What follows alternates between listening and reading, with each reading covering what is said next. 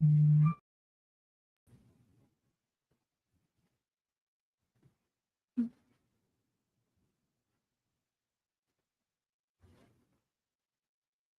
right, guys. So I'm going to finish this book up. We're going to get this done. I'm starting on the Chad Daybell and Charles Manson tomorrow. So without further ado, let me present the rest of this book to you, The Sociopath Next Door. I'm going to start with chapter 10, Murney's Choice, Why Conscience is Better. Here we go.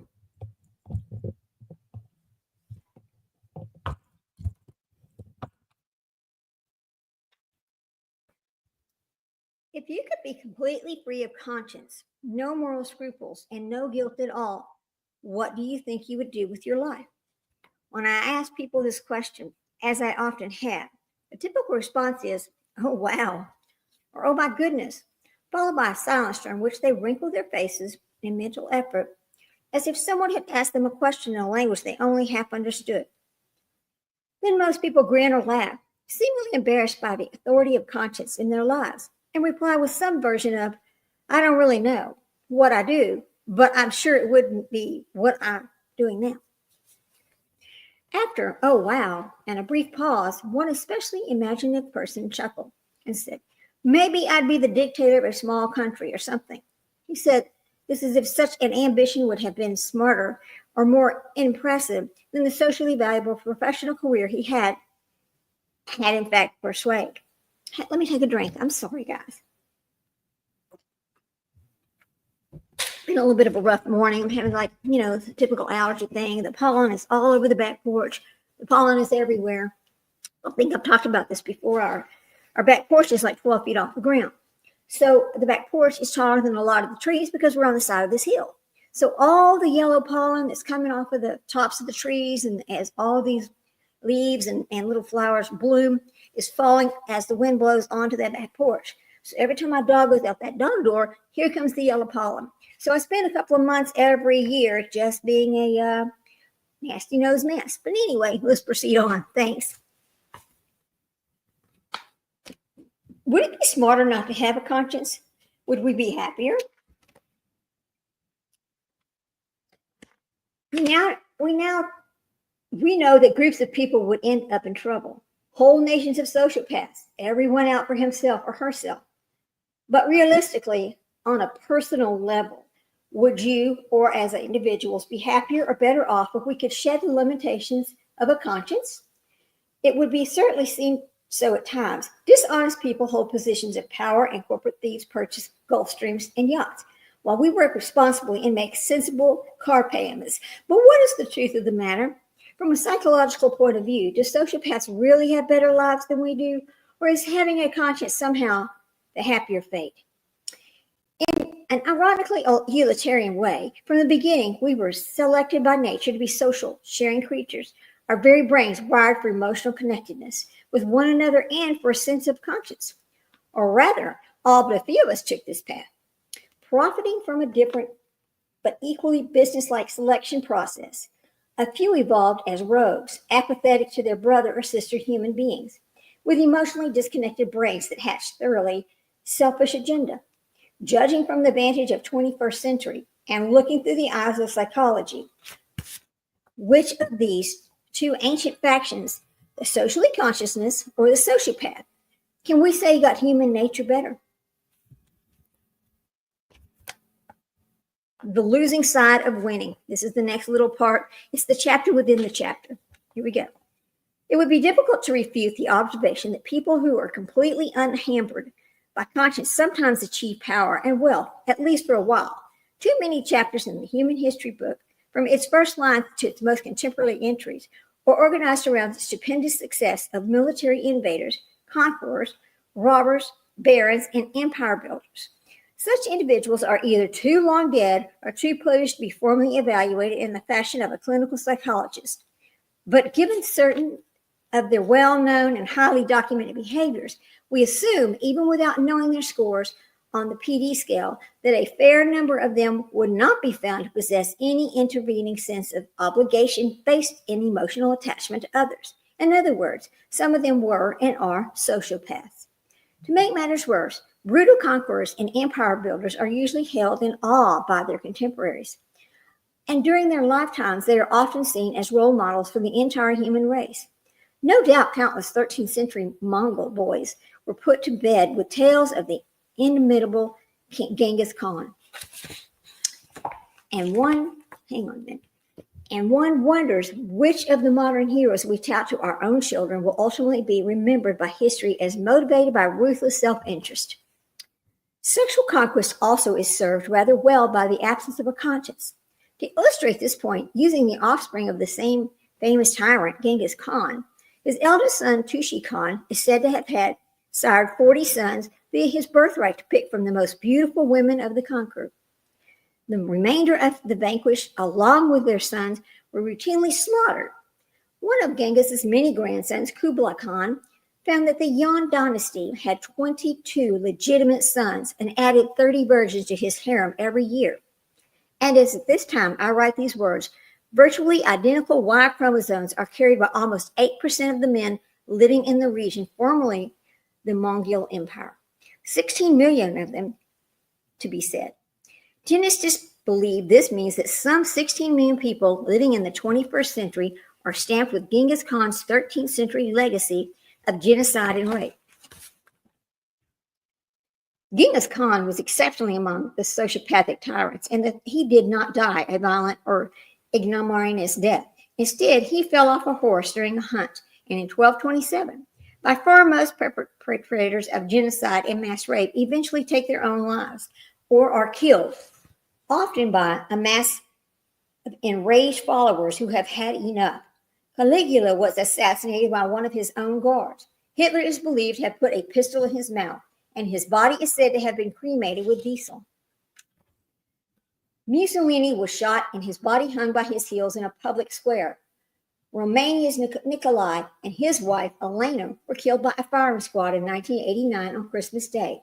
Cambodia's Pol Pot died in a 20-room hut. Held prisoner by former associates, his body burned under a pile of garbage and rubber tires. Global sociopaths will typically come to no good ends, and this sharply downward tendency is displayed by the more local ones as well. In the final analysis, sociopathy appears to be the losing game, regardless of its scale. Hannah's father, for example, lost everything should have been precious to him.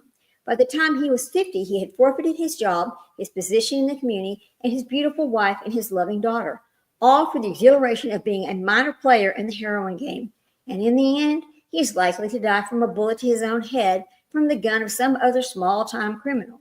Luke, my patient, Sydney's deadliest ex, also almost lost everything that was valuable, his wife, his son, and even his precious swimming pool that was valuable. Super Skip, though he blithely deems himself to be too unassailable and too smart to be brought down by the likes of the Securities and Exchange Commission, probably will prove to be neither when the SEC finally sits upon his ernst. Dr. Doreen Littlefield, even with a mind fully sharp enough to pursue a real PhD, will instead migrate as a fate to more and more obscure locations, playing the same tedious games with the decent people she envies until she runs out of places to hide. By the time she is 50, her travels and her unchecked covetousness will have emptied her bank account and pinched her face into that of a bored 70-year-old woman. A list of such dreary endings could go on and on. Contrary to what seems to be a rather popular belief, acting ruthlessly does not, in the end, bring you more than your fair share of the good things in life. Quite the opposite. One might even say that for the extraordinarily patient observer and techniques to determine whether or not questionable persons is genuine sociopath is to wait until the end of her life and witness whether or not she has ruined herself, partially or maybe even completely. Does she really possess what you would love to have in your life? Or instead is she isolated, burned out, and bored? Is it perhaps stunning the way that the mighty have fallen? Since we began to record wars, occupations, and projects of genocide, historians have often remarked that a certain type of catastrophic, amoral villain seems to be born over and over into the human race. No sooner are we rid of one than another one appears somewhere else on the planet. From the point of view of the population genetics, there is probably some truth to this legend. And since we do not understand these people, since their psychology is so alien to most of us, we often do not recognize or stop them until they have damaged humanity in unfathomable ways. But as Gandhi pointed out with such a wonder and relief, in the end, they always fall. Think of it, always. The same phenomenon occurs on a smaller scale too. Ordinary people with a conscience visit pain of their families on, Ordinary people without a conscience visit pain on their families and communities, but in the end, they tend to self-destruct. Small-time sociopaths would survive long enough to dominate some of the others on our imaginary desert island, maybe promulgate some genes, but at the end of the day, they would probably be hung up by their heels as well. Part of the reason for this eventual failure is the obvious, especially in cases where infamous people such as Mussolini or Pol Pot have been killed and mutilated by angry ex-followers. If you oppress, rob, murder, and rape enough people, eventually some of them will gang up on you and take their revenge. We can see this in the much less epic story of Doreen Littlefield as well. The odds were always against her, and finally she just happened to make the wrong person mad. But there are additional reasons, less obvious, for the long-term failure of living without a conscience, reasons that are endemic to the psychology of sociopathy rather than the rage of other people. And the first of these, boredom is plain and simple. The next little part to this chapter is that all there is? We always, we question that ourselves. We go through life and we see things and, we watch our parents and then you look around us and, you're like, is that all there is to life? Is that all we do is get up every day, do the right thing, raise our children, make a life for ourselves, make sure that we've taken care of our future, make sure our children are educated? Is that all there is? There has to be something higher. There has to be something better. We all grew up in the church. Most of us grew up in the church, I'll say that. And they teach us one thing. We are striving to get to heaven. That's all we're doing. We're going through life to make sure that we walk through those pearly gates and see what we were promised, the promised land, to see our other family members who have passed before us. So I'm going to go on to the story. That's just I just had a little rant about that for a moment. But anyway, and when you're reading something out loud or you're using other people's material, you have to stop and have commentary. And at least if I'm going to commentate about it, I want to make sure it's something that I believe in, something that's personal to me, so I can express how I feel about it. So we're going to move on. Though we all know what boredom is, most normal adults do not experience sheer boredom very often. We are stressed, rushed, and worried. We are seldom purely bored, and in part because we are so stressed, rushed, and worried. Time without anything we must attend to usually feels like a breather, not like monotony. To get a feel for what sheer boredom is, we must hearken back to the childhood. Children and adolescents are frequently bored, so bored they can hardly even stand it. Their perfectly normal developmental need for constant stimulation, for exploring and ongoing learning is often thwarted in a world of long trips, rainy afternoons, and study halls. In childhood, boredom can be excruciating, like a chronic spiritual headache or a powerful thirst with no beverage to be had. It can hurt so bad that the poor kid feels like yelling out loud or throwing something noisy at a wall. Extreme boredom is arguably a form of pain. Lucky for us, adults do not have the same need for constant stimulation. Despite our stresses, we tend to live within a fairly manageable window of arousal, neither unbearably overstimulated nor understimulated, except for sociopaths. People who are sociopaths report that they crave extra stimulation almost continually. Some use the word addicted, as in addicted to thrills, addicted to risk. Such addictions occur because the best, maybe the only, consistent cure for understimulation is our emotional life, so much that in many psychology texts, the term arousal and emotional response are used almost interchangeably. We are stimulated by our meaningless ties to negotiations with and happy and unhappy moments alongside other people. And sociopaths do not have this emotional life to live.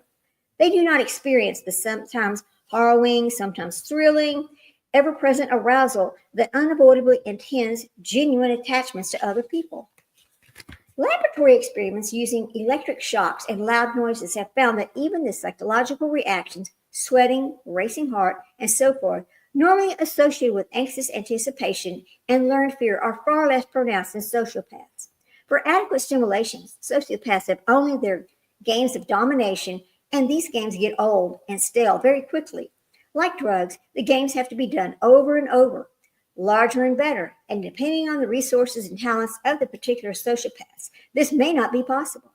As though sociopathy, the pain of boredom can be nearly constant. The inclination to dilate boredom chemically for a while, I'm sorry, I'm going to take that back, y'all. Hang on, you know how it goes for me. The inclination to dilute boredom chemically for a while is part of the reason sociopaths tend to be alcohol and drug abusers.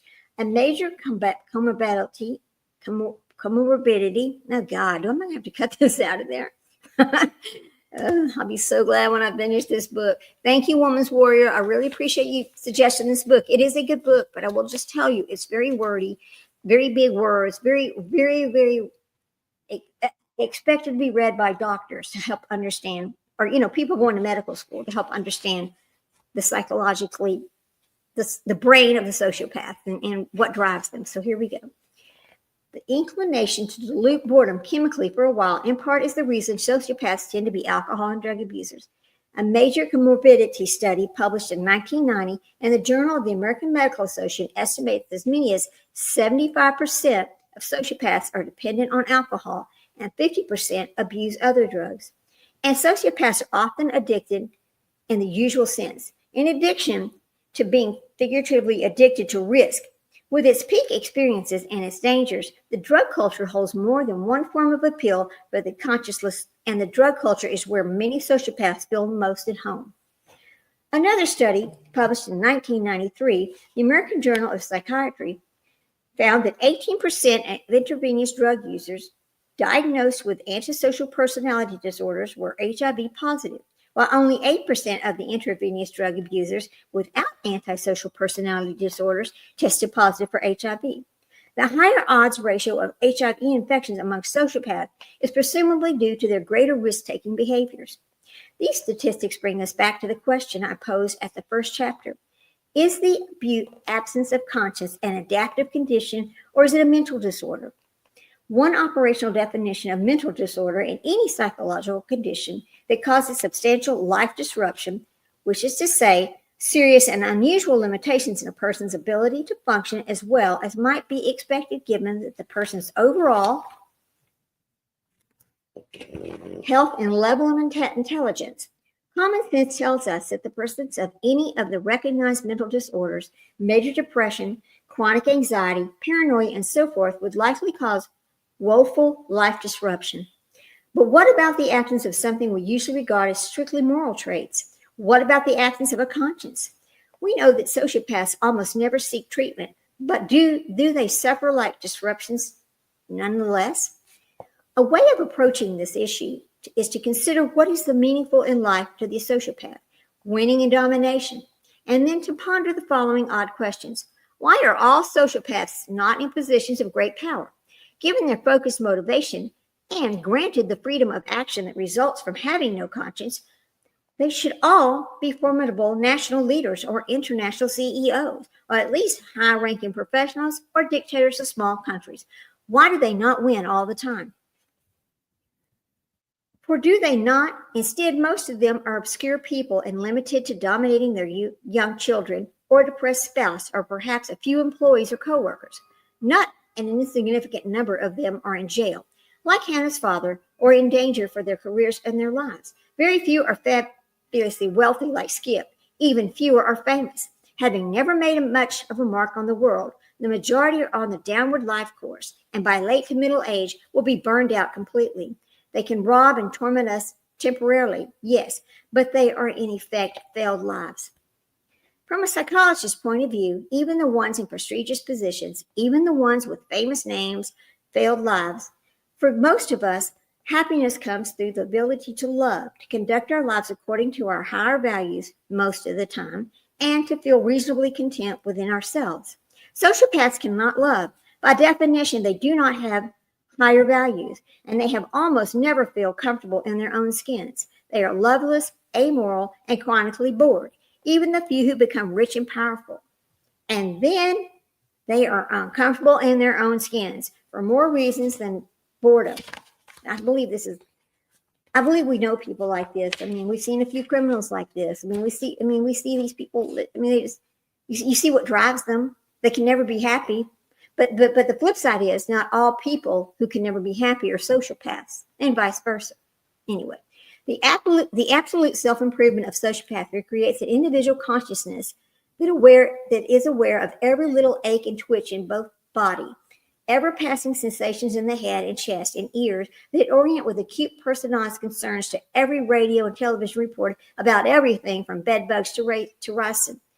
Because his concerns and awareness are geared excessively toward himself, the person without a conscience sometimes lives in a torment of hypochondriacal reactions that would make even the most fretful, anxiety, neurotic appear rational. Getting a paper cut is a major event and could sore is the beginning of the end. I'm sorry, a cold sore is the beginning of the end. That's a little bit funny, isn't it? Perhaps the most infamous historical example of a sociopath's obsession with his body is Adolf Hitler, who was a lifelong hypochondriac with an overpowering fear of developing cancer. In an attempt to keep cancer at bay and to cure a long list of other imaginary health problems, he swallowed remedies formulated especially by his favorite personal physician, Dr. Theodore Morell. Many of these tablets contain hallucinogenic toxins. In this way, Hitler gradually poisoned himself into actual illnesses, most likely on account of this. A tremor, a real one, in his left hand became conspicuous. By the mid-1944, he was disallowing photographs because it was so profound. I mean, he could not hold his arm still, so he could not take a picture. I mean, he did not want anybody to see that arm shake. So, sociopaths sometimes use their hypochondrial as a strategy to get out of doing work.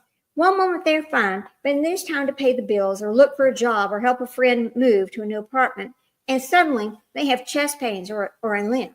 And imaginary medical concerns and infirmities often secure special treatment, such as the one last chair in an overcrowded room. Let's talk about Letitia Stouch. I know that they did not say that. I know she was not really diagnosed as a sociopath, but I'm going to tell you, after reading this book, I believe she is a sociopath. I don't believe she has a conscience at all. I believe everything she's done is driven for herself. Even in prison.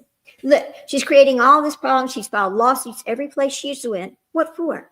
Because she wants to be treated differently than the rest of them. She knows she's not a criminal in her mind. Yeah, she is a criminal. Yeah, she is where she belongs. And I know she's fighting to get moved to a different prison. But let me tell you something. If she gets moved to a different prison, I hope it's in Arizona. I hope she's outside in the tents with the rest of them. Okay, let me move on to this. Y'all know how I feel about her. I mean, how do you kill an innocent child? I just don't understand it. I will never understand it. Sociopaths sometimes, let me move on to this next line. Okay. In general, there is an aversion to sustained effort in organized project of work. And of course, the preference for ease is extremely self-limiting where success in the real world is concerned. Getting up every single morning and working for long successions of hours is almost never considered. Sociopaths feel that the easy scheme, the one-shot deal, or the clever ambush is much to be preferred over day-to-day commitment to a job, a long-term goal, or a plan. Even, I could turn the page. Yeah. Even when sociopaths are found in high-status jobs, these positions tend to be those in which the amount of actual hard work done, or not, can be easily obscured, or whether others can be manipulated into being the real workers. In such settings, a smart sociopath can sometimes keep things going with an occasional splashy performance, or by schmoozing and being charming, or by being intimidating. She poses herself as the absentee supervisor, or the rainmaker, or the invaluable, high-strung genius. She requires frequent vacations or sabbaticals in which her actual activities are somewhat mysterious, sustained work to be true, and lasting success, keeping one's nose to the grindstone, tolerating tedium, seeing to the details is of little to close responsibility. Sadly, the same self-limiting factor tends to apply even to sociopaths who are born with special gifts and talents. That the kind of intense commitment and daily work required to develop and promote one's art, one's music, or any other creative project is typically impossible for a sociopath. Its success can be acquired fortuitously with only episodic input, then perhaps. But the art requires a prolonged personal investment, and it's lost. In the end, a person without a conscience has the same relationship to her own gifts as she does to other people. She does not take care of them. And sociopathy is almost always a solo routine, another strategy that may sometimes work temporarily, but not often in the long run. For the obvious reasons, unremitting and self-interest people without a conscience make lousy team players. The sociopath is out for himself alone. When he deals with another person or with a group of people, he attempts to do so by lies, flattery, and the creation of fear. These approaches to success are far weaker and more short-lived than our genuine relating, leadership, and personal involvement, and goals that might have been reached in a partnership or in sustained group efforts, and are usually scuttled by the sociopath's exclusive concern for himself. This path to ultimate failure is typically taken by infamous tyrants, as well as by countless less publicized sociopathic employers, co-workers, and spouses. When the thrill of manipulating other people take over, as it does in sociopathy, all other objectives are eclipsed, and the resulting life disruption, though a different sort, can be just as severe as the limitation imposed by major depression, chronic anxiety, and paranoia, and other mental illnesses. And the emotional bankruptcy of sociopathy means that the sociopath is forever deprived of an authentic emotional intelligence, a capacity for understanding how people work that is irreplaceable guide for living in the human world. Like Doreen, who actually believes she can increase her personal power by diminishing others. Like Skip, who imagines himself permanently immune to society and its rules. Like the defeated dictator, who is bewildered because the hate-filled mob composed of his people will not allow him to negotiate. A person without conscience, even a smart one, tends to be short-sighted and surprisingly naive individual who eventually expires of boredom, financial ruin, or even a bullet. Here's the next little chapter of chapter 10, extreme consciousness. Now, this is the opposite of no conscience. We're not going to go to the extreme conscience. Still, the most compelling reason for desiring to have a conscience, rather than wishing to be free of it, it is not the list of ruinous disadvantages that accrue to sociopaths. No, the best part of possessing a moral sense is the deep and beautiful gift that comes to us inside and only inside the wrappings of a conscience. The ability to love comes bundled up in the conscience, just as our spirits are bundled up in our bodies. Conscience is the embodiment of love, imbued into our every biology. It lives in the part of our brain that reacts emotionally and in the favor. When once we love, need our attention, our help, or even our sacrifice. We have already seen that when someone's mind, these pages are kind of stuck together. Hold on. Oh boy. Yes, you're going to hear the page make noise. Sorry. They're stuck together. Because I should have read this faster, huh? I'm just joking. Oh, Lord. I have to laugh at myself. If I don't laugh at myself, I'll just be upset. I'm not going to let that happen today. Okay. Our brain is not equipped to love. It says the social, let's see. We have already seen that when somebody's mind is not equipped to love, he can have no genuine conscience either. Since conscience is an intervening sense of responsibility based on our emotional attachments to others. Now we turn the psychological equation around. The other truth is that should a person have no conscience, he could never truly love. When an imperative sense of responsibility is subtracted from love, all that is left is a thin, tiresome thing, a will to possess, which is not love at all. Just after September 11, 2001, even as an especially dark and aggressive chapter in our history began, my psychologist friend Bernie told me without hesitation that he would choose conscience over the apparent expediency of being without a conscience, but that he could not articulate why. And I believe Bernie's intuitive preference was due to the inextricable link between conscience and the ability to love, that if given the choice between all the power, fame, and money in the world and the privilege of loving his own children, Bernie would choose the latter in a heartbeat. In part, that is because Bernie is a good person. Also, this because Bernie is a good psychologist and he knows something about what actually makes people happy. There is a will to possess and to dominate, and then there is love. Whether or not he could express his reasons at that moment in choosing conscience, Bernie, the psychologist, effectively chose love, and he does not surprise me. Dominating can constitute a temporary thrill, but it does not make people happy. Loving does. But is it not possible to have too much conscience? Are there not psychologists who have said that far from happiness, people can be tyrannized and driven into serious depression by their consciences? Yes and no. Freud observed that an overactive superego could bully its owner into depression and possibly even suicide. By superego, that yammering disciplinary voice internalized from our early experiences is not conscience.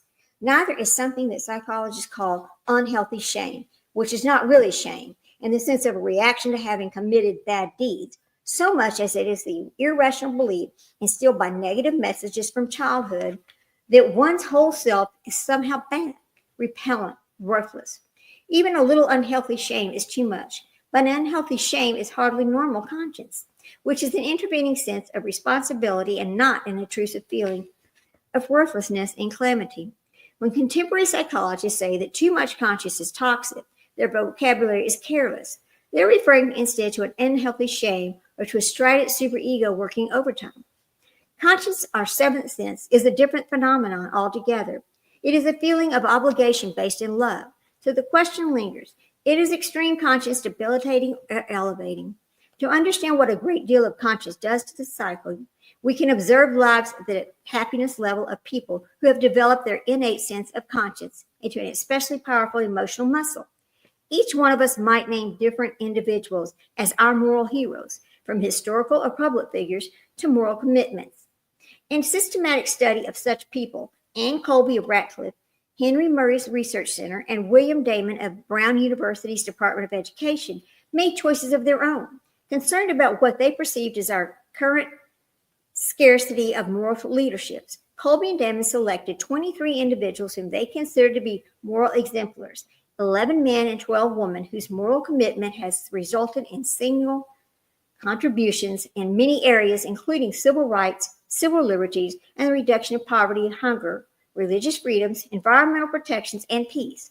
These 23 people are diverse in terms of race, religion, socioeconomic status, and specific goals, but all have one thing in common: an extraordinarily powerful sense of conscience, an overdeveloped sense that are responsible for the welfare of their fellow human beings. They represent, from the psychologist's vantage point, the diametric emotional and mental opposite of the sociopaths that we have been discussing.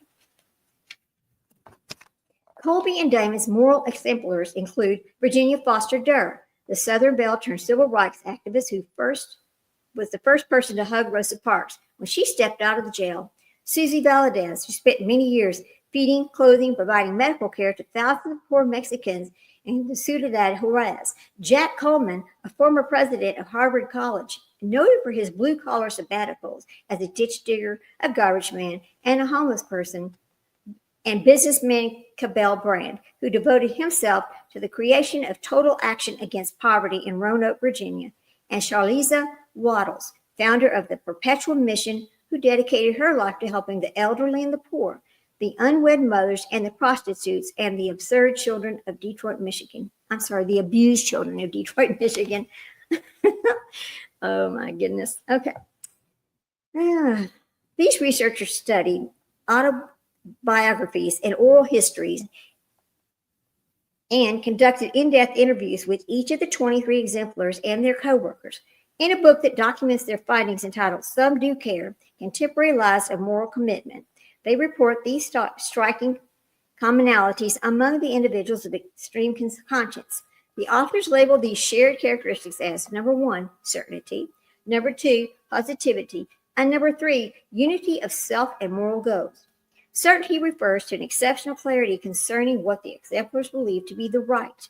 Also, their sense of an unequivocal personal responsibility to act on those beliefs.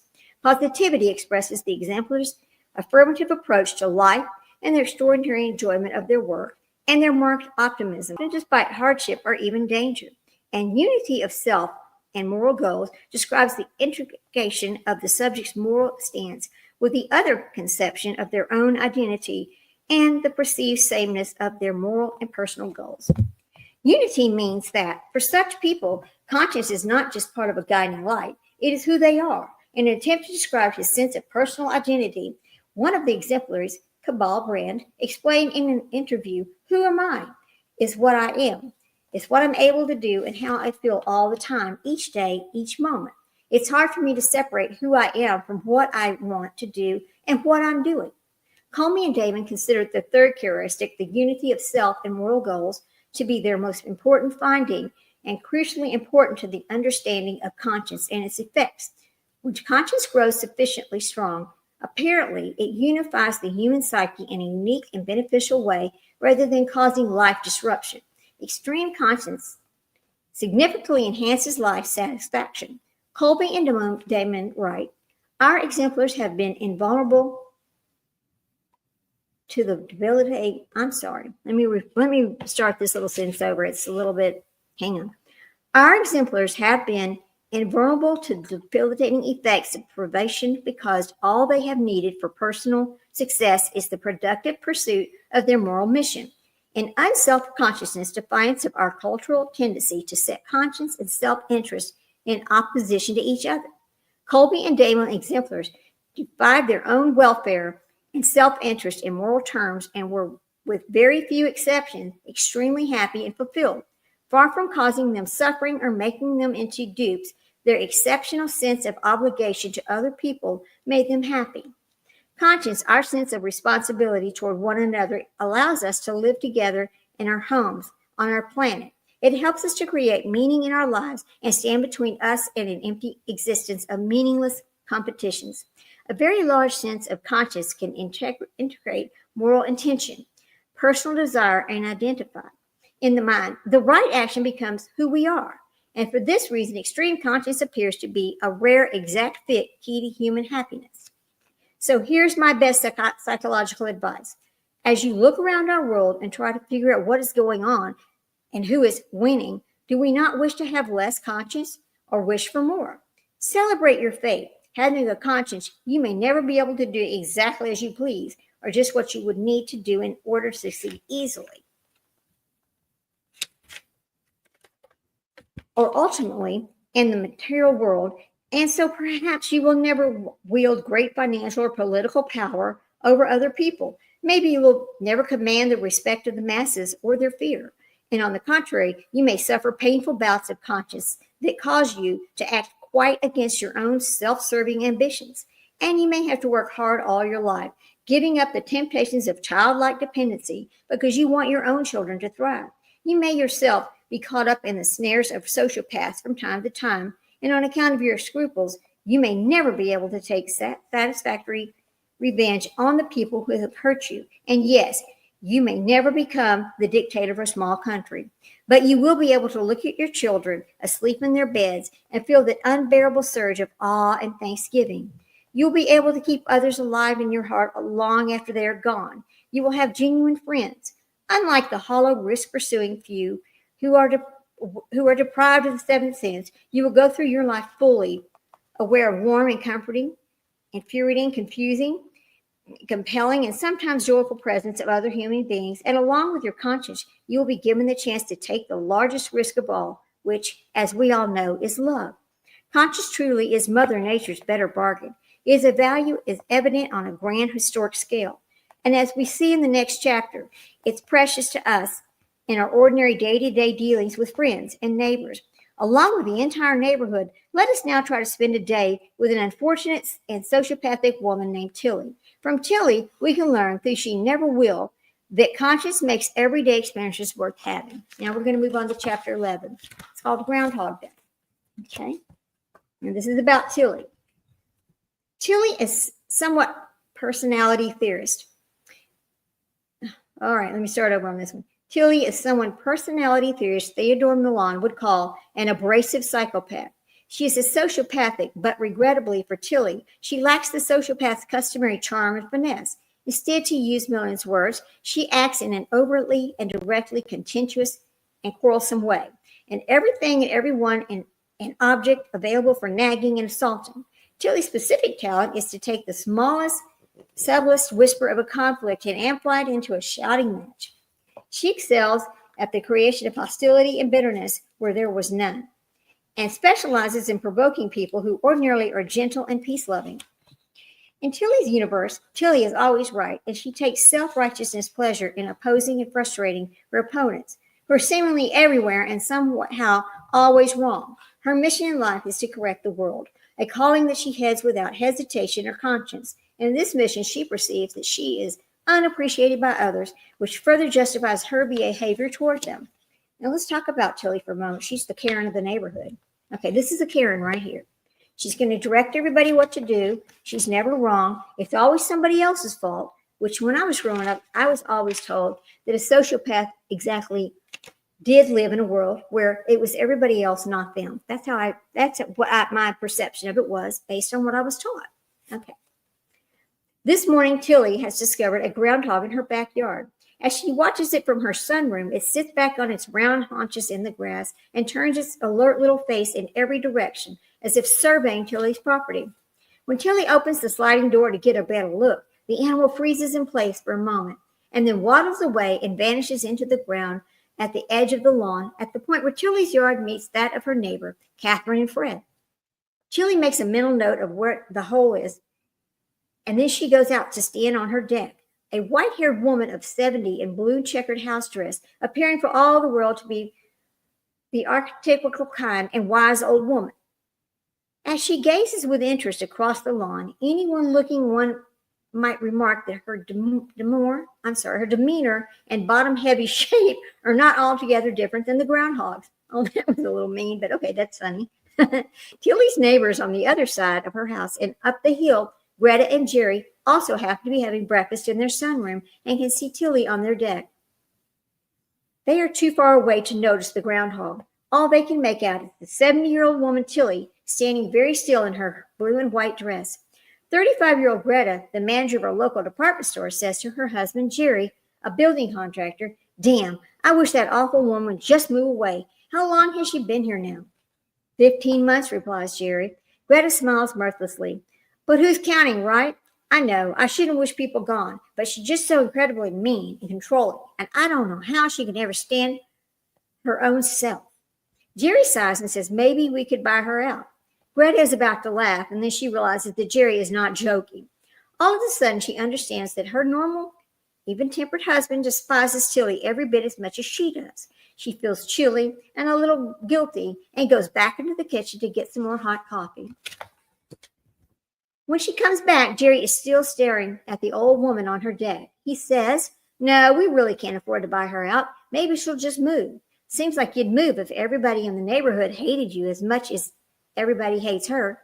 Okay, I'm going to stop right there and let's think about this. Now that we've heard about this one case, that the child is still missing, and we've heard the neighbors talk about how they feel about these people, I wonder why they haven't moved. Or have they? Or is that house just really a prop? We're not sure, are we? But we know there's something definitely wrong there. And I'm going to tell you right now, in my mind, those two are sociopaths. And I feel so sorry for that child. And we're going to move on.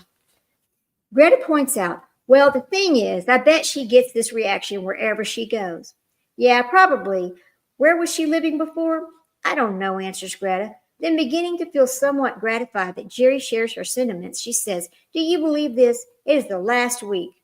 I think she called me and said we shouldn't have any more fires in our fireplace. She's allergic to the wood smoke." "Don't you know?" "What?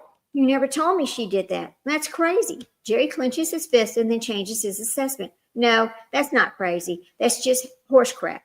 We'll have a fire in the damn fireplace tonight. In fact, I'll bring some more wood home before I leave for work. But it's supposed to get really hot and warm today. Who cares?" This time Greta does laugh. "Do you know how we sound?" Jerry looks at his wife sheepishly, and in the corners of his mouth begin to turn up. He unclenches his fist and cracks his knuckles a couple of times to get rid of the tension. Greta and Jerry's neighbor across the street and down 3 houses is an elderly widow named Sunny. And this is very moment that she cannot actually see Tilly on her back deck like Greta and Jerry can. Sunny, too, is thinking about how mean Tilly is. Yesterday, Tilly called the police because Sunny had to park her car on the street in front of her own home. Sunny has always parked her car in that big space between the street and her house since her husband passed away 10 years ago because she is afraid to back out of her driveway into the traffic. The young policeman came and made her put the car in the driveway. He apologized several times, but he still said Tilly was right. It was a violation. Sonny has not even had breakfast yet, and already she is dreading her trip to the grocery store today because she will have to back her car out alone. She feels like crying, and that the car was now nowhere near Tilly's house. As Sonny laments across the street, Tilly on her back deck decides that the groundhog is not going to reappear right now. She goes back into her house where she can no longer be seen by the breakfasting Greta and Jerry up the hill. While Greta and Jerry drink the rest of their coffee and try to talk about something else, Tilly in her kitchen picks up the phone and calls Catherine, the next door neighbor with whom she now shares a groundhog. Catherine teaches the 6th grade. She has taught school since she was 22 years old, and now her 60th birthday is coming. She thinks she ought to retire, but the notion only makes her sad. Her teaching her kids mean the world to her, and she really does not want to stop working. Her husband, Fred, who is 7 years older and already retired, understands this and is patient with her. Whenever you are ready, he says, I'd like to put her around the house and fix a few things anyway, and then both laughed. Fred can barely replace a burned-out light bulb until he reluctantly gave up the mantle a year ago. He gave up his job a year ago. He was the editor of the regional newspaper. He is good, quiet, bookish man who loved his work too and still contributes as an adventurous human interest column called People You Should Know. Apparently, we don't need to know Tilly. That's not in the book. I'm just saying that. When the phone rings, Fred is ready. He's reading in the living room, and Catherine is in the kitchen, getting ready to go to work early. The trill of the phone at such an hour makes Catherine jump. She answers it quickly. Hello? Catherine says, Tilly abruptly snipping in the words as she were angry. Yes, this is Catherine. Tilly, my goodness, it's 7 a.m. Are you all right? Yes, I'm fine. I just saw a groundhog in the backyard, and I thought you should know. A what? A groundhog. Yes, in the back, between our properties. Well, that's interesting. Must have been cute, I guess. Was it? I suppose. Anyway, I know you're busy. I just thought you should know about the animal. We can talk about it later. Goodbye. Right, talk later. Well, goodbye then, Tilly. Catherine hangs up the phone and baffled, and Fred calls to her, What was that? She walks into the living room where he sits with his book and answers, That was Tilly. Oh, says Fred, rolling his eyes. What does she want? She wanted to tell me she saw a groundhog in the backyard. Why does she want to tell you that? Catherine shakes her head slowly and says, I don't have the slightest idea. Ah, Tilly, pronounces Fred, raising his right arm above his head in a mock salute. As she finishes her morning routine, Catherine feels confused and slightly ill at ease, knowing that with Tilly there's always a thickening plot and that the denouncement is likely to be controlling and upsetting. But for the life of her, she cannot imagine what this thing with the groundhog is about. Does Tilly want to have it removed? Is Tilly asking her permission in some roundabout way? Also, Catherine and Fred have lived in the same house for 30 years, and they have never once seen a groundhog in the yard. How odd. And as she is about to leave for school, the phone rings a second time. She thinks it must be Tilly again, but instead it's another neighbor, sweet, soft-spoken Sonny, and she's in tears. Sonny tells Catherine that Tilly has made her park her car in the driveway. These pages are... Okay, so she's been told she has to park in the driveway now. She feels trapped. Can someone help me? Can Catherine and Fred take her to the store today? Learning about this newest exploit of Tilly's, Catherine feels the blood rushing angrily to her face, but in her calmest voice, she reassures Sonny that of course Fred will drive her to the store. How about lunchtime? Also, Fred knows the chief of police very well, and maybe something can be done about the problem with Sonny's parking space. Teaching her class of the 6th graders all day, Catherine forgets about Tilly. But when she gets home about 4:30, she remembers the early morning phone call and begins to feel uneasy all over again. She was planning to take a nap before dinner, but as she sits down on the bed, her uneasiness gets suddenly stronger, and she is drawn to the window. The bedroom is on the 2nd floor, and from here, Catherine has a clear view of the whole backyard and Tilly's as well. The day has been unseasonably warm, and all those nice forsyths, forsythias, I think it's forsythias, Fred planted at the back edge of the yard, are beginning to bloom. There's this wide black back lawn, and beyond that long row of little yellow flowers, and then the gray-brown shadow of the still leafless conservation forest that borders the backyards on these side streets. And also, rather strangely, there's Tilly, standing right in the middle of her lawn. She's still wearing her checkered blue and white dress and has added a wide-brimmed straw hat, as if she were about to do some ladylike gardening. As Catherine watches from her bedroom window, Tilly looks around the yard, seems to spy something she wants, and marches over to it. She bends and with obvious effort lifts an object from the ground that looks to Catherine like a large white rock, about the size and shape of a small watermelon. Studying the scene more intently, Catherine realizes that the object is indeed a rock, a small boulder, really, and nearly too much for Tilly to hold. But Tilly embraces the rock with both arms, stooping in a way that is painful to watch, and begins to waddle unsteadily in the direction of Fred's plants. A phrase from the morning's phone conversation echoes in Catherine's head, in the back between our properties, and in the same moment, Catherine knows exactly what Tilly is doing. The groundhog's burrow. Tilly is going to use the rock to plug up the den of the groundhog she told her about. Catherine is appalled. She feels lightheaded and sick, almost as if she was withering and witnessing a murder. She needs to do something, but going out and confronting Tilly directly would be like arguing with a rabid wolverine. In truth, though Catherine does not like to admit this to herself, Tilly is frightening. Tilly frightens her in a general way, for reasons she cannot even put into words. Why should a rather insignificant 70-year-old woman frighten her? And how did Tilly know what she would be watching from the window in the house, right? Did she know? Catherine began to pace across the bedroom from the window to the old dresser and back to the window. She sees Tilly drop the rock clumsily onto a spot just beyond the plants, midway between the two small willows and the edge of the woods, and she marks the location carefully in her mind. Then she paces back to the dresser and stares at herself in the antique mirror. While Tilly swipes away the loose dirt in the front of her dress and parades back across the lawn, Catherine continues to stare into her own eyes in the mirror. The poor little animal, she keeps thinking, what if it's trapped? Finally, Catherine knows what she wants to do, and she must tell Fred. He can help. Fred has been at the newspaper visiting with some of his old friends. When he comes home, Catherine tells him what Tilly has done. He says, well, I guess in this case, Tilly got two with one stone, literally. He laughs a little. What do you mean? You and the little woodchuck. Oh, right. It's really true, isn't it? Says Catherine clumsily.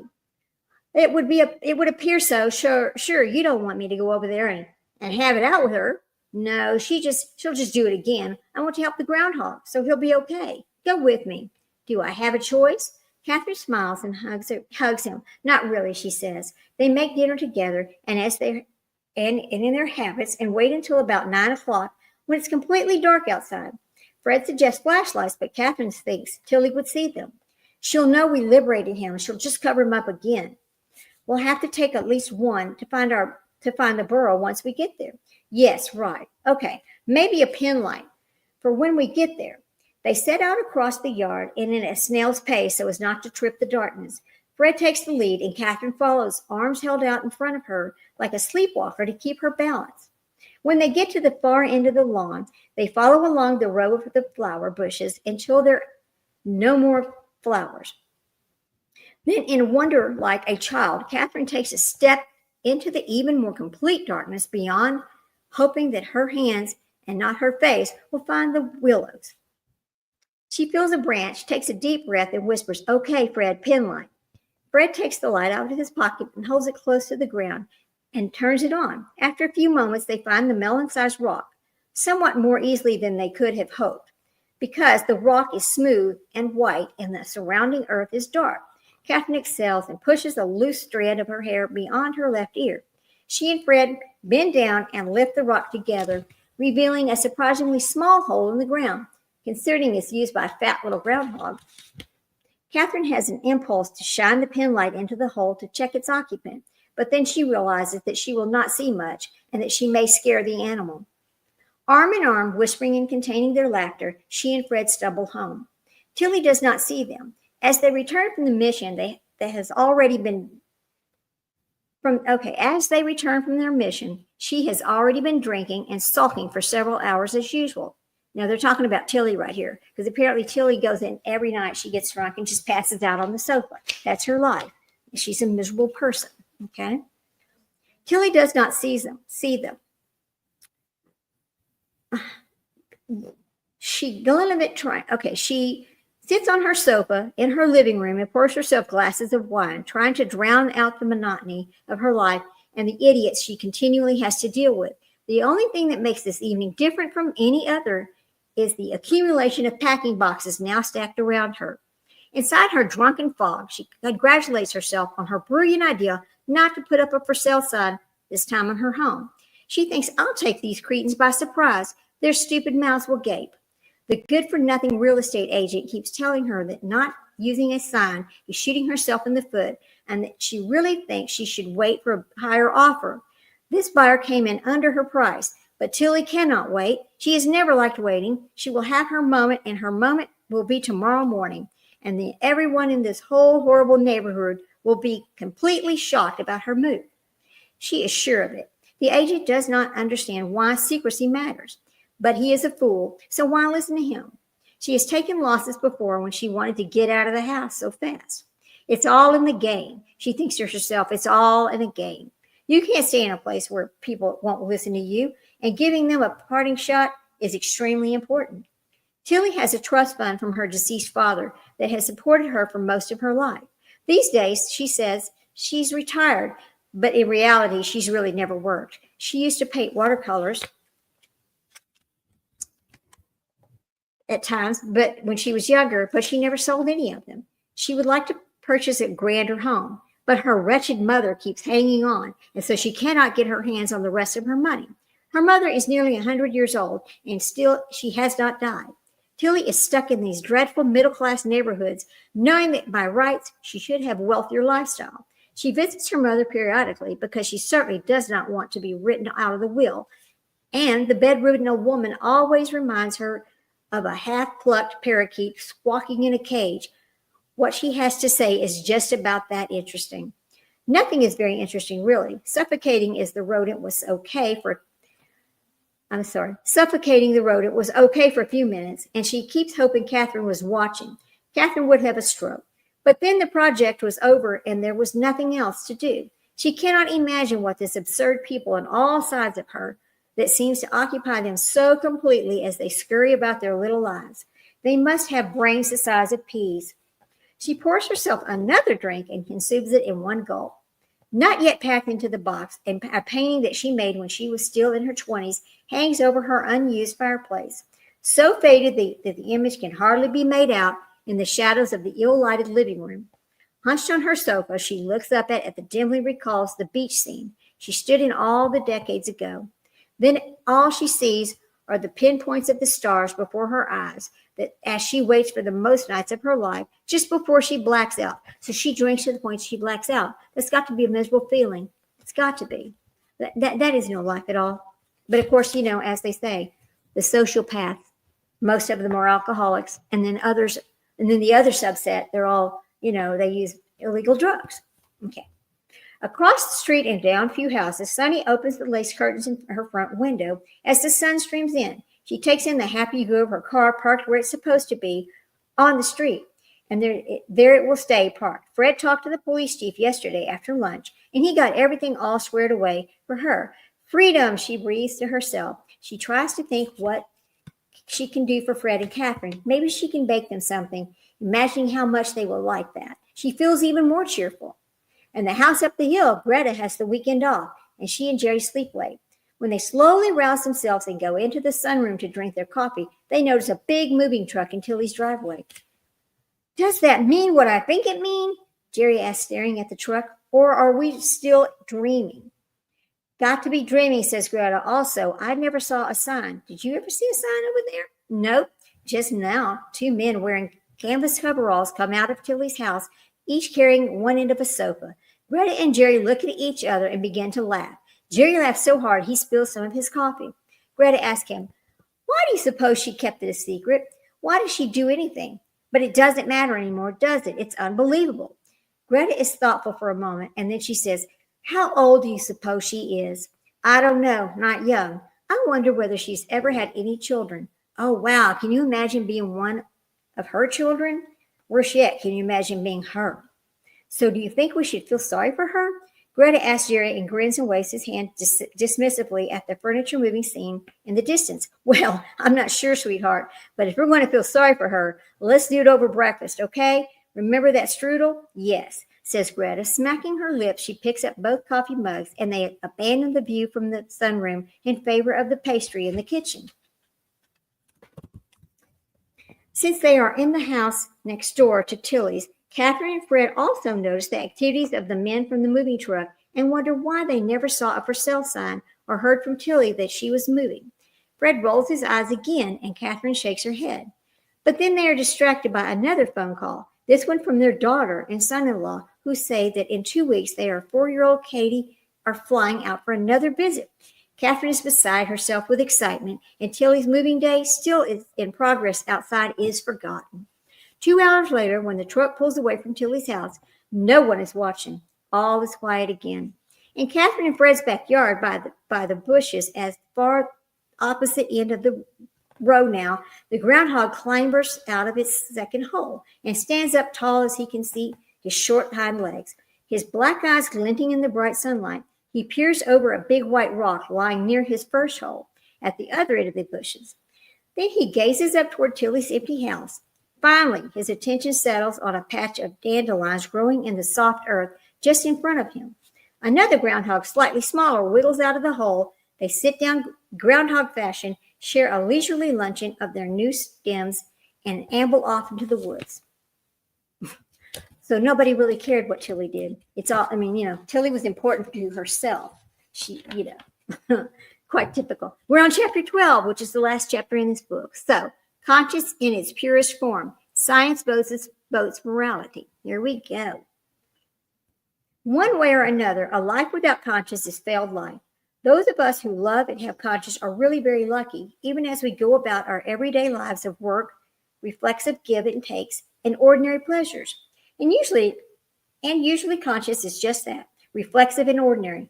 Without fanfare and mostly without being noticed, conscience grants little bits of meaning to other normal and spontaneous day-to-day interactions with everything and everyone around us. Catherine and Fred were not thinking about the high-minded principles when they, hang on, I got to turn the page,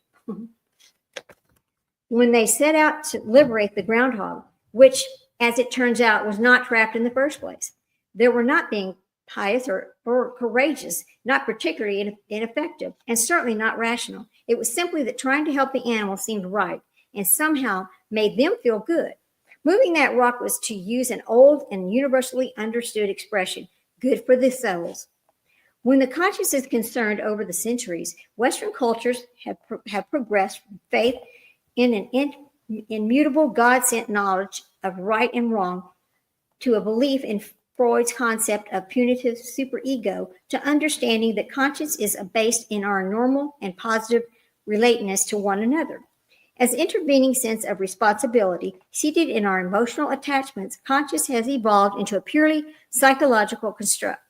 But in a kind of philosophical full circle back to its beginnings in the church, conscience is also the place where psychology and spirituality meet in an issue on which the recommendations of a psychology and the teachings of the major religious and spiritual traditions of the world completely concur. In a remarkable confluence, oh boy, even the radical materialist and the mystics and the tacit meeting of the minds, behavioral science, evolutionary psychology, and all the traditional theologies agree that having a strong conscience is extremely advantageous, and that not having one at all most commonly leads to disaster for groups and also for individuals. A psychologist would say that when we take some responsibility for the welfare of others, our actions feel natural or egocentric. Our own life satisfaction is enhanced. The Bible says simply, it is more blessed to give to receive. As a psychologist, I can tell you that the type of absence of an intervening sense of responsibility based in emotional attachment is associated with an endless, usually futile preoccupation with domination and results in substantial life disruption and eventual deterioration. Buddha put it this way: all that we are is the result of what we have thought. If man speaks or acts with an evil thought, pain follows him. If man speaks or acts with a pure thought, happiness follows him, like a shadow that never leaves him. In their psychological study of individuals with exceptional conscience, Ann Colby and William Damon write, a positivity that includes optimism, love, and joy is closely linked with morality, as we see in the lives of our exemplars. Buddha again agrees. He says, to walk safely through the maze of human life, one needs the light of wisdom and the guidance of virtue. My little dog is sitting here watching me. If y'all can see her face, it's too funny. Little Miss Trixie, she's just enjoying watching me read. She's listening to every word. It's too funny. Okay, let's move on. And of course, there's the golden rule in which humankind's most ancient ethic and reciprocity is perhaps the most second.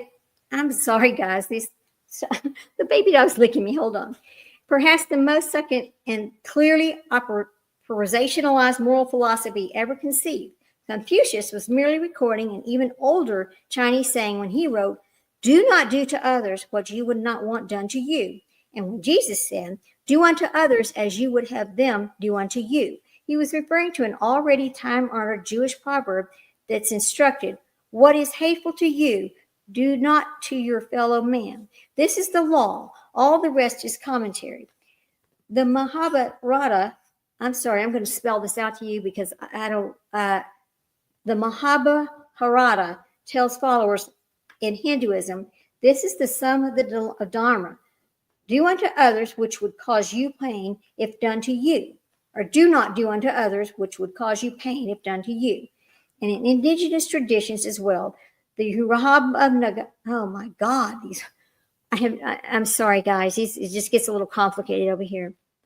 The Yoruba, it's Yoruba of Nigeria, say on one going to take a pointed stick to pinch a baby bird should first try it on himself to feel how it hurts. And in the Lakota religion, leader Black Elk taught, all things are our relatives. What we do to everything, we do to ourselves. All is really one. The smattering of the religions that do not adhere to moral reciprocity and are contemporary and tend to make the moral warmth of the ancient golden rule seem even more attractive by their own blood-chilling nature. As an illustration, one can cite the creativity movement of militantly anti-Semitic and anti-Christian groups formerly called the World Church of the Creator, which is a religion founded on the love of the white race and the prescribed hatred founded on everyone else. Within this doctrine, everyone who is not white is by definition a member of the mud races. Okay, this part of the book I don't really care for. I don't like talking about race. Nobody is better than the other person. We are all equal. That is how I live, and that is how I raise my children.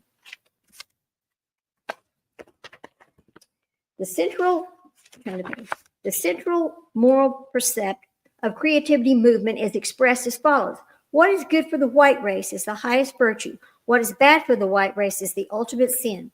Unsurprisingly, the long-term goals of the creativity movement is to organize the white race to achieve world domination. In welcome contrast, most religions and spiritual traditions transcribe to the golden rule, and also some from the Black Elk's belief that all is really one. Oneness is more fundamental tenet for some religions than others. For example, while the Judeo-Christian tradition instructs its followers to love their neighbors, Eastern mysticism teaches that individuality, the ego, is an illusion to begin with, and that we are not distinct from God or from one another. And therefore, in a spiritual sense, we are our neighbors. In Peace is Every Step, Vietnamese Buddhist master Thich Nhat Hanh tries to explain this aspect of Eastern thought for Western art. We are ineluctably and inextricably bound up with everyone and everything in the universe. And in this state of interbeing, as in the reason we should not selfishly and vainly chase our goals and individual acquisitions of power. Though less conspicuously, I believe oneness is part of the Judeo-Christian tradition as well. In 1939, yet another shattering attempt at the world domination rumbled in Europe. Jewish theologian and philosopher Martin Buber addressed the National Conference of Palestinian Teachers in Tel Aviv. He concluded that his address by saying, "Nothing remains but what rises above the abyss of today's monstrous problems, as above every abyss of every time, the wing beat of the Spirit and the creative word. But he who can see and hear out of the unity will also behold and discern again what can be held and discerned eternally. The educator who helps to bring man back to his own unity will help to put him again face to face with God. In whatever tradition they occur, spiritual practices focused on an awareness of interbeing tend to have the intriguing psychological side effect of bringing significant earthly happiness to the most devoted practitioners, almost regardless of external circumstances. In fact, the book of collaboration between psychologist Daniel Goleman and His Holiness the Dalai Lama, entitled Destructive Emotions, a Scientific Dialogue with Dalai Lama. Goleman writes, "The very act of concern for others' well-being seems to create a greater state of well-being with oneself. In recent years, increasing numbers of scientists have echoed the impressions of at 2002 conferences on science in the mind attended by the Dalai Lama. Distinguished Australian neurologist Jack Pettigrew remarked, if you go to the Dharamsala, God, I don't, let me reread this because I don't know how to pronounce this word, but we're going to work at it. Hang on. If you go to the Dharamsala, Indian home of the Tibetan community in exile, you go up through the fog in midwinter and you come out in the bright sunshine. It's like going to heaven. What strikes you immediately is the happy, smiling faces of the Tibetans who don't have much, have been terribly deprived, and yet they are happy. Well, why are they happy? And the Dalai Lama himself is interested in answering the question scientifically and in finding secular ways to create the compassion sense of interbeing that is achieved by devout practitioners of Tibetan Buddhist. To this end, he has launched an international series of dialogues between scientists and Buddhist scholars, the most recent of which, in 2003, was co-sponsored by the Mind and Life Institute of Colorado and the McGovern Institute of Massachusetts. He intends that these dialogues to yield practical solutions to the destructive states of the mind that both the Buddhist and the scientists view as the root of human conflict and suffering. As a psychologist, I'm particularly taken with the Dalai Lama's description of those whom I might refer to as sociopaths, or as people devoid of the intervening sense of obligation based in connectedness to others. He refers to such individuals as people who don't have well-developed human lives. More specifically, the Dalai Lama said, the World Trade Center attacks. Technology is a good thing, but the use of technology in the hands of people who do not have well-developed human lives can be disastrous. To the extent that the person's capacity to have a well-developed human life is facilitated or limited by his own particular gray matter. This Buddhist conception of sociopathy highlights what is one of the most interesting confluences of all, that between religion and neuropsychology, perhaps the sociopathy is a life lesson that is taught not by someone's physical facility or limitations, but by an emotional debility. In other words, some people must learn what it's like to live with extreme beauty or no legs, or as a beggar, or as those with no conscience must learn what it means to live without being able to care about others. There is an irony here, and that Karamek state, if you will, may indeed be a reason to find sociopaths pitiable, as we might pity blind orphans, whether or not we believe in the devices of karma. I'm telling you. I will not read another book by this author. Though psychology recognizes the value of compassion and sensing oneness, psychologists have so far researched any direct methods to achieve these, thus leaving sociopaths, especially our healthier disciples, somewhat in the lurch, where the heightening of conscience is concerned. As ways to increase life satisfaction, psychologists increasingly recommend moral education for normal children and giving volunteerism for adults. but psychologists have traditionally been more interested in endeavors such as strengthening and interpersonal boundaries and assertiveness training. In this regard, psychology's relative to spirituality means, oh, I'm going to start that sentence over. Let's just start it over. In this regard, psychology relative to the spirituality reminds me of the hungry traveler in an ancient parable from India. The wise woman's stone, a version of this parable, the author in which is a long lost to an antiquity, can be found in a collection of stories compiled by author Linehan, published in 1994 by, ironically, the Economic Express. A wise woman who was traveling in the mountains found a precious stone in a stream. The next day she met another traveler who was hungry, and the wise woman opened her bag to share her food. The hungry traveler saw the precious stone and asked the woman to give it to him. She did so without hesitation.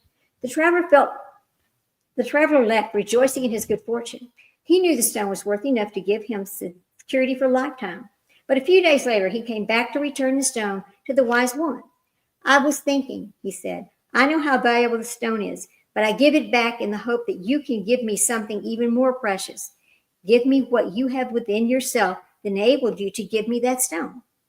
The wise and happy Tibetan Buddhist, and certainly the Dalai Lama himself, are reminiscent of Colby and Damon's exemplars of extreme conscience, such as Susie Valdez, who feeds the poor in Mexico, and former colleague President Jack Coleman, who tried to foster his own sense of interbeing and compassion by being a ditch digger, a garbage collector, and a homeless person.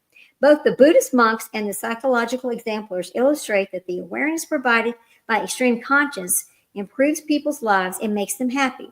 This happiness is not the product of any cognitive strategy or retribution of temporary failures to the cosmos and long-term success to oneself.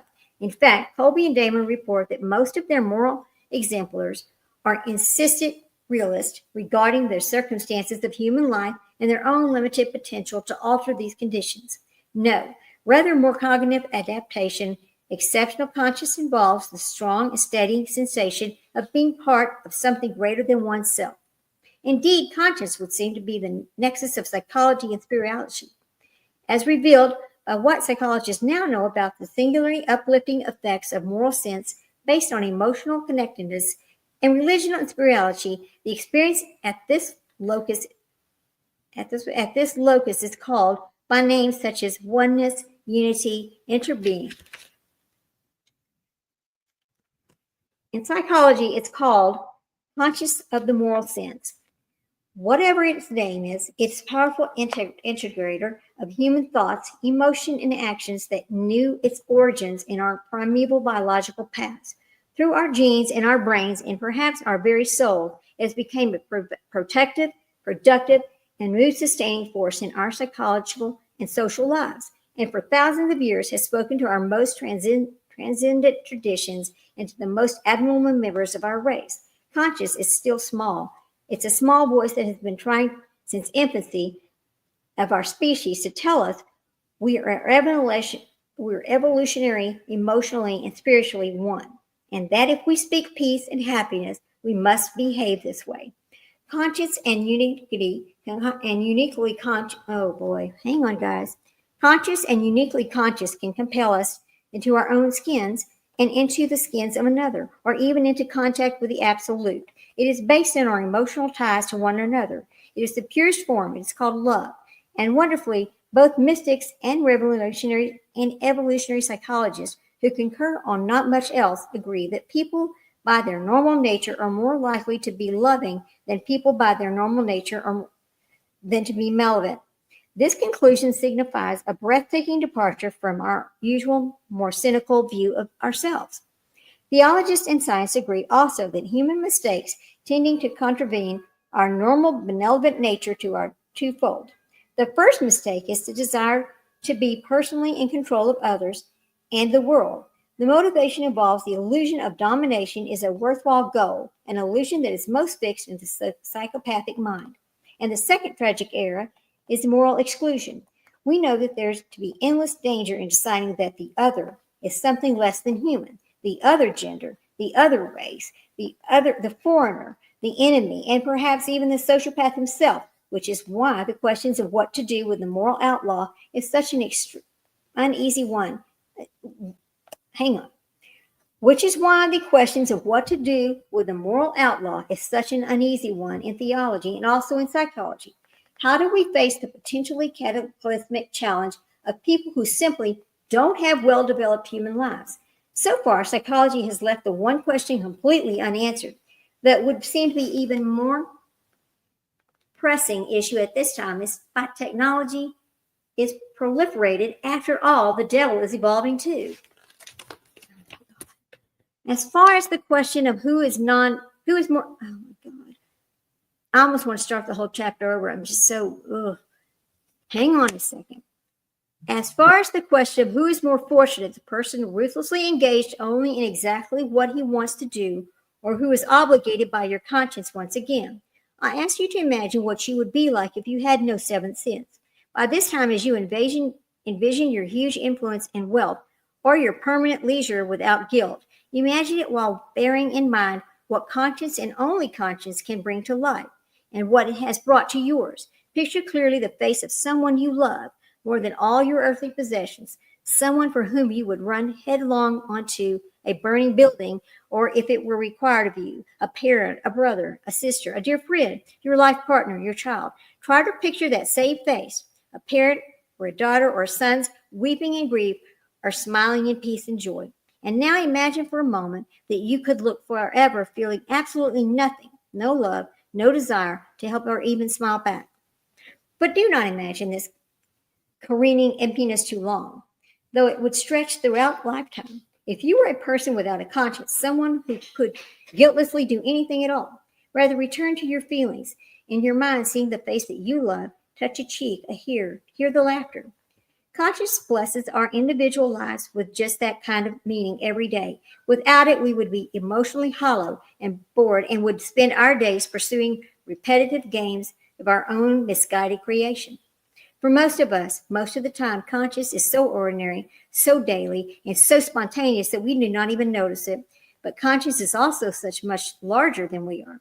It is one side of the confrontation between an ancient fraction of moral self-interest that has always been doomed, both psychologically and spiritually, and the circle of moral minds just as ageless. A psychologist and as a citizen as a psychologist and as a citizen of the species, I vote for people with conscience, for the ones who are loving and committed, for the generous and gentle souls. I am most impressed by those individuals who feel quite simply that hurting others is wrong and that kindness is right, and whose actions are quietly directed by this moral sense every day of their lives. They are an elite and in their own way. They are old and young. They are people who have been gone for hundreds of years and the babies who will be born tomorrow. They come from every nation, culture, and religion. They are the most aware and focused members of our species, and they are and always have been our hope. That is the end of this book. I hope you enjoyed all 12 chapters. I know it took a while to get it all done. I know that I have mispronounced some words, but that's okay. We just do what we do here. We're not formal. We're just trying to learn. We're just trying to grow. Anyway, thank you for listening. I appreciate it. Please hit that like button and please subscribe. Please share this channel. I started this channel because I wanted to do something different. I wanted to learn something every day. I wanted to hear other people's take on life, basically. Anyway, so with that, I'm going to bid goodbye. And remember, we're going to start on the Chad Daybell compared to Charles Manson tomorrow. We're going to go at 10:30 in the morning because the Lori Vallow trial is going on right now. In Texas, it starts at 12:30. So I just want to spend a little bit of time on that before the trial. I do not want to compete with the people watching the trial because all of us in my circle, we all tend to go to the same other channels. We are like the Traveling Pants chat group. So anyway, good day, have a good evening. And as I always say, take care of yourself, be safe, and hug your babies. Bye, guys. See you later.